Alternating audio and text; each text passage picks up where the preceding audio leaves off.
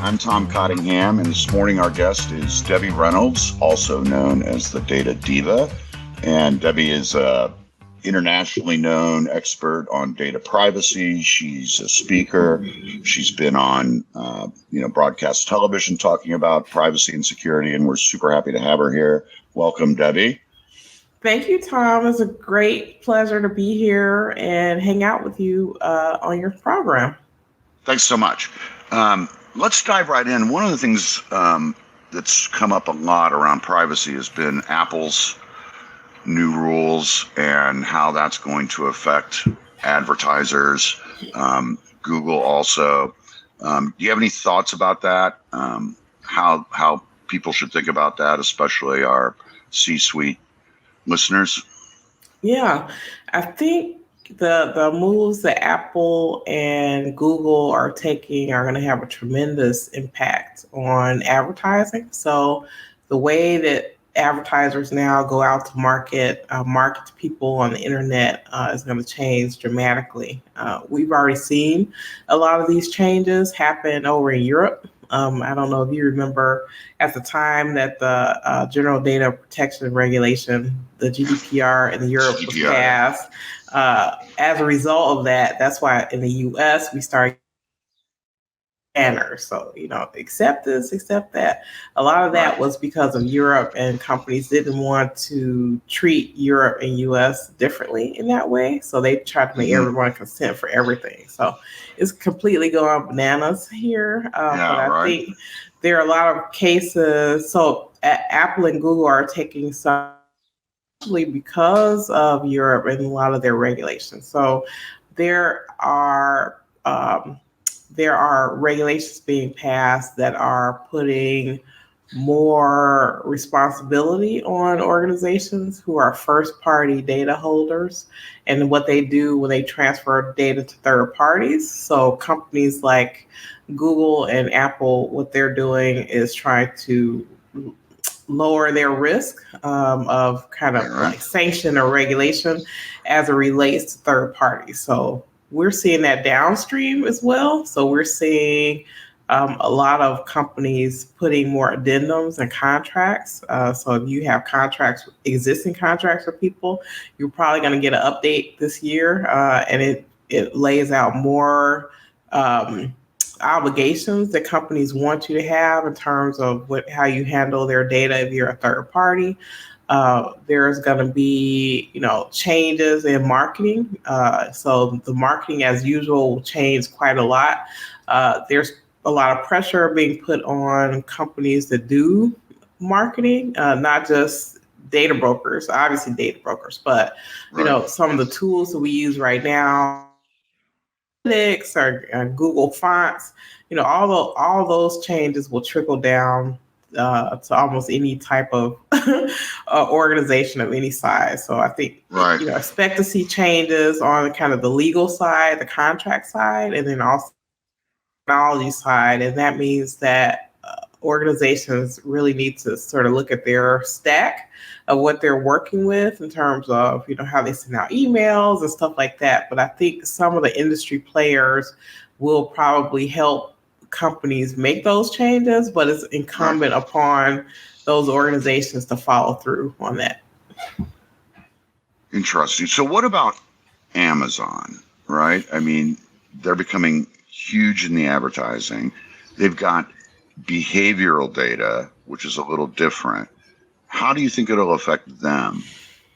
I think it will affect Amazon quite a lot. I think Amazon's a little bit unique. I guess to me, Amazon, I put them almost in the vein of Google. So they're kind of like a Google business model in some way. So being an everything store has its advantage. It's not a coincidence that they have devices that they want you to have. They have, I don't know what all they have, but Amazon has. We don't even want to know, right? Right, we don't know enough, right? But the thing that Amazon has, or some of these big companies, especially when they go into different industries, is that they have first party data, right? So that means they can do more with that data than they could if they were a third party. So it's not a coincidence that they, bought Whole Foods. So people, the regulators, they're like, okay, well, you want to buy Whole Foods? Great. They didn't see that as kind of a antitrust issue because they thought, well, Amazon's going to buy another company like Amazon. It's like, no, they're going to buy stuff in healthcare, there's buy stuff in financial, all that, because the more data points they have on people, the more valuable that data is. So I think in the US, there are really very few guardrails, if any, around that. Yeah, right. We're seeing a lot more regulation and proposals in the EU around kind of algorithms and data sharing and data retention, and all that will impact us at some point, even if it doesn't happen in regulation. I think that companies, they're going to have to make so many drastic changes. They're going to have to make changes there. But again, companies that have, the device that you have in your house, the websites that you use, if you're a customer of these products, they have just tons of data that you consent to, basically, and they do all types of stuff with it. Right. So, this brings up another interesting issue that we're trying to deal with in the podcast, which is reimagining how technology is going to be managed. And, this is a classic case, right? So this affects your CMO, it affects legal, it affects, obviously, IT, your CISO. So, one of the questions is, who owns this? And what are your thoughts on how to make sure that everyone gets aligned on an issue like this, right? I've got to make sure that, again, that, the marketing people are doing the right thing and the legal people are reviewing their contracts, and that the CEO and the CFO understand how this might impact our bottom line, right? Yeah, it's tough. So it has to be a multidisciplinary effort. I think a lot of times organizations don't know where to start. They don't know what part of the organization they will start with. But I think companies are going to start feeling the pressure from legal first, because there are going to be a lot of new contracts, a lot of new addendums, a lot of new things that you have to sign. Certain products that you're using, they're going to push out more updates. Like, hey, we changed our terms of service. Hey, we changed our privacy policy. Or, hey, I know we've been a long time customer, but now we have this new addendum about third parties and Europe and cookies. So I think that it'll probably start there and sort of trickle through the organization. But I think, probably the most important thing that organizations need to know is that if their business as usual is not going to work. So they're going to have to make some change at some point. So if you're doing things the way that you've always done and make no changes, you're going to be in hot water, because the things are shifting, things are changing, the obligations are changing. So really being able to look at how these changes will impact your organization. There will be a lot more scrutiny on third-party data sharing. There will be a lot more contracts there. There'll be a lot more language around products that you use. Google will probably send you it sucks to be you. Like, here's all the new stuff that you have to do to figure out what you need to do to comply with these regulations. So I think, things are shifting. So I think, looking at all these changes and understanding how they come together, I think is really important. So if I'm a CIO right now listening to this, or a CISO, I should go to sit down with legal. Yeah. First, probably, right? Yeah, absolutely. Right. Absolutely. Yeah, that, and, educate yourself. There's so much happening in the news. So whenever you see, Google, hey, we're going to have this new privacy change, or Apple, when they did app transparency, I think a lot of people in the market didn't understand how much it was going to impact them. Like, I did a video like a year ago. I'm like, hey, like, this people are going to lose like a ton of money as a result of this change. Right. And they're like, oh, no, it's not going to happen. And then I think the estimate was companies lost like $270 billion I want to Okay. say, as a result of as a result of this Apple change, and that is based on the value of data from Apple users Well, and it's like an order of magnitude more valuable than Android data, right? Yes. So basically, you would need 10 Android users to equal the marketing value of an Apple user. So it Which was is crazy. definitely a big hit. So, part of that is perception. Part of it is, they feel that people who use Apple products spend more money on stuff, Right. maybe more disposable income or whatever. But yeah, it's just it's a tectonic shift, I would say. That is pretty interesting, and it is going to be a huge deal, I think. But from an individual side, good news, right? I mean, I think the market is pulling away from having us be the product as much. Do you agree with that? To some extent, yes. So I think companies are begrudgingly, except Apple. Apple knows that this is going to happen, right? So they just went Right. first. Yeah. So they're like, let's just do this, right? But that It's benefited inevitable, and them, yeah. right? Right. That benefited them because people need help. People want privacy. People want their data to be protected. So I think there's a huge gap in the market right now where we need to see more products or more services, really champion privacy because people really want that and it's valuable. Right. Right. So let's pivot for a second into how IT and the management of technology gets restructured, reimagined. One of the things that I find kind of fascinating is that about 90% of CIOs come out of programming backgrounds, right?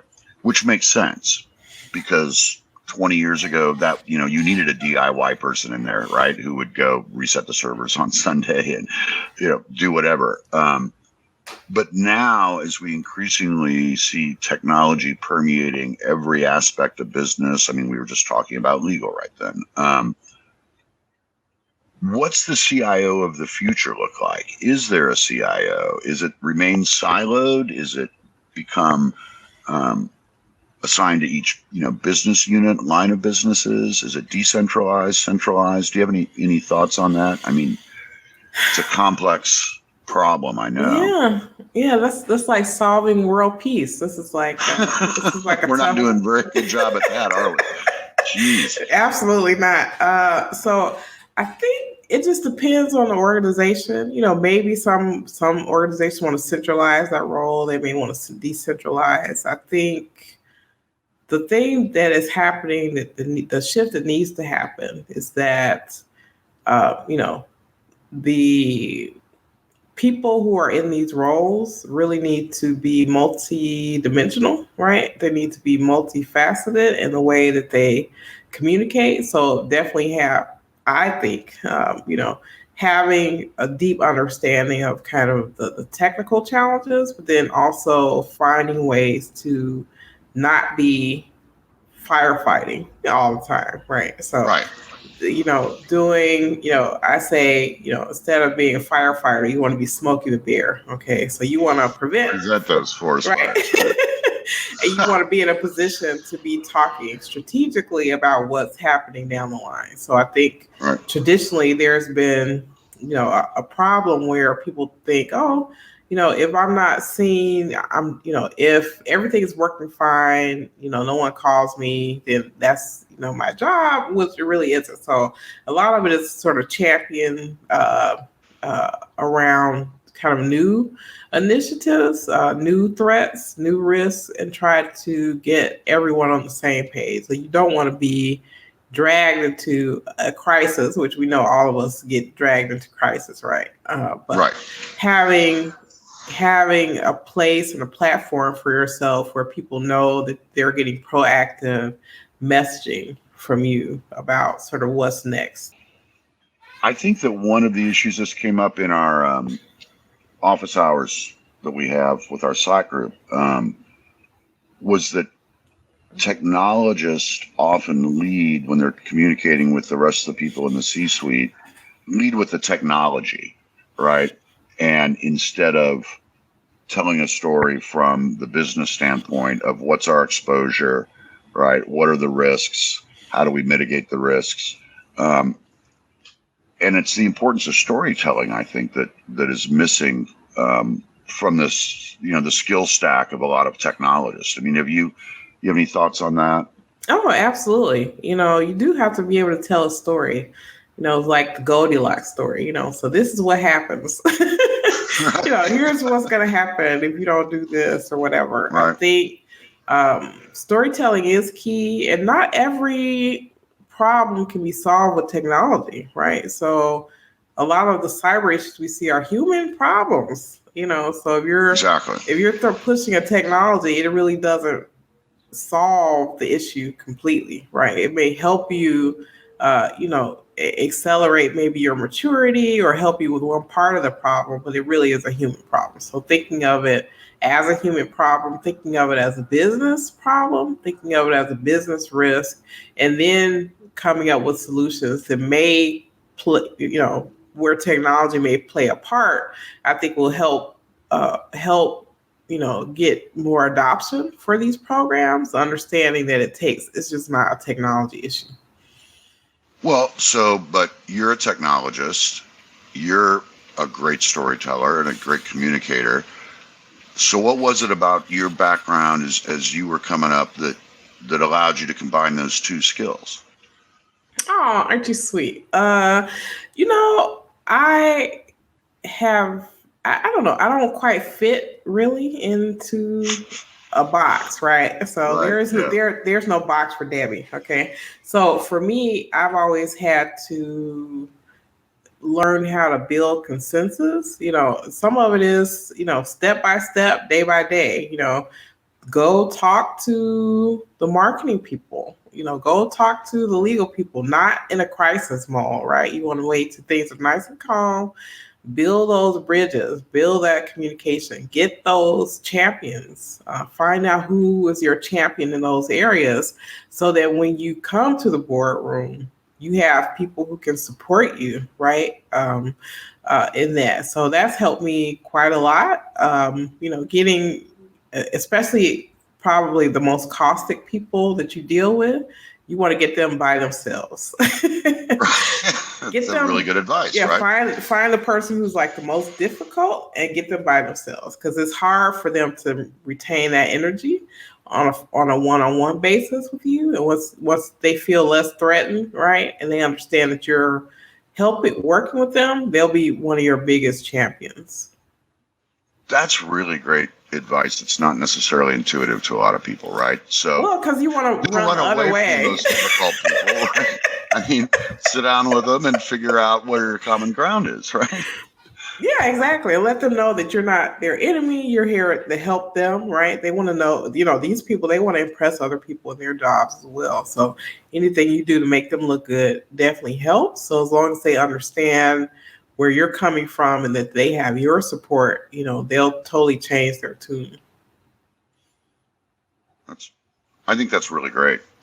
We should not forget the human element, right? And I think a lot of this does boil down to relationships internally, and just sitting down and talking with people. And you're right, not waiting till there's a crisis.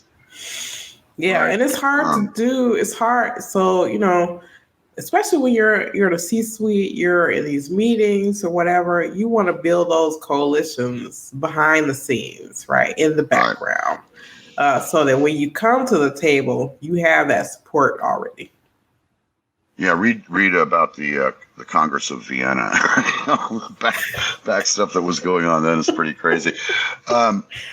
So finally, I mean, we're talking a lot about how we bring diversity into IT and diversity of thought, diversity of background. I mean, one of the things I think as we rethink IT is getting people with more of a liberal arts background, right, who've read ethics and philosophy, and then women and Black women and other kinds of diversity. Do you have any thoughts or advice for young women who are interested in getting into technology? Have you found it easy? Have you found it difficult? Have you found it challenging? What's your advice for Oh, I love these questions. Let's the see. future Debbies? Future Debbie's. Well, my training was not technology. I'm self-taught. So I was a philosopher, believe it or not, and my mother was horrified that So this is why you're a good storyteller, right? I mean, you didn't come out of a tech background, right? No. You were a reader right. Okay. Yeah, so but then I taught myself to use computers and I understood, I love data and data flows or whatever. So for me, the thing that you're interested in, take some time to study yourself. There's a self-study part to things that has to happen, right? That's a So really when good advice. one thing that I did early in my career when I would be working with a lot of like IT and network people, they have all these acronyms and stuff that I didn't understand. And Right. so I went to the I went to like Barnes and Noble and or Borders or whatever, and I got a book like Networking for Dummies. And I read it over the weekend just so I could understand. Okay, Understand now the concepts, right? yeah, I understood the concepts, and that helped me so much being able to talk to people, right?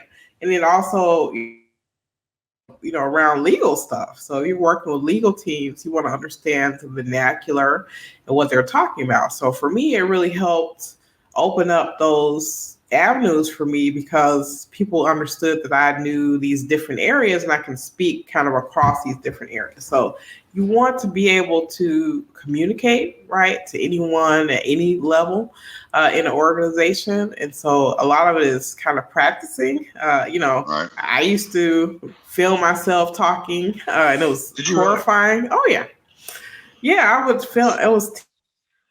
So I mean, you really worked at this. I mean, you sat down and said, "What are the skills I need to proceed in my career?" And literally would film yourself talking. That's really interesting, I think. Oh, absolutely. Just get your phone out, say something. And it's horrifying, right? Because you're like, oh, it's so bad. But after a while, you get more comfort in it. You see, what angles look good on you, how you can talk. And then, it isn't, I think people see, oh, Debbie, you do all this stuff. It's like it's been bit by bit, right? So it's like step by step. Every day you do a little bit of something to sort of improve either your writing or your speaking or your coalition building. That's very important.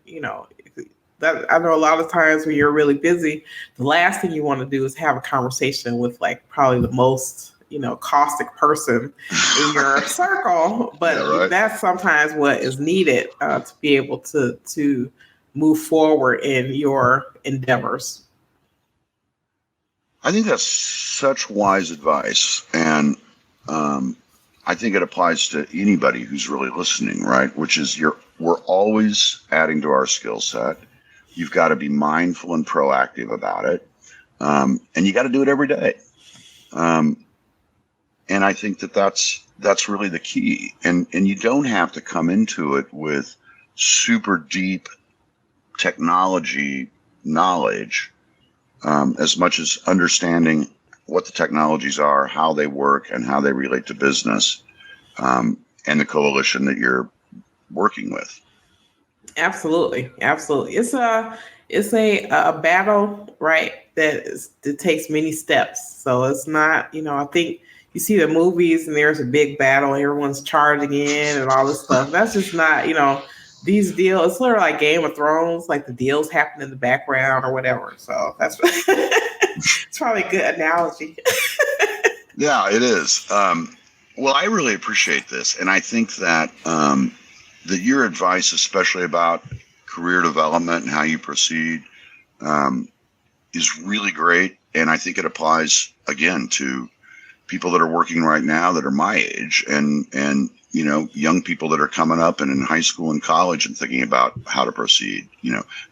Get a well-rounded background is what we're saying, and then add the particulars as you need them, and you can do a lot of it on your own.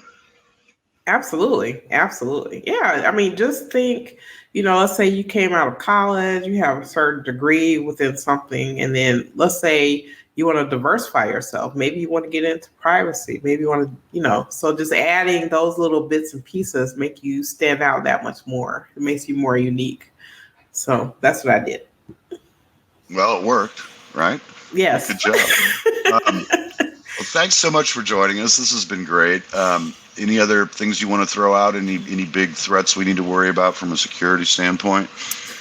I think, you always have to be vigilant. I know as a result of what's happening in Ukraine, we're getting reports about, cyber attacks ratcheting up. But I think, cyber criminals like to take advantage of opportunities when people are sort of off their game or off their guard. So be vigilant. Don't get so distracted by what's happening in the news that oh my God, let me click on this link. You weren't supposed to do that before, right? So, Right. So don't do it now. Don't fall. Right. Don't fall for that. Right. Right on. Well, thanks for taking the time, Debbie. I've really enjoyed it, and hope you have a great day. And we'll be talking soon. Thank you. I really appreciate it. Thanks.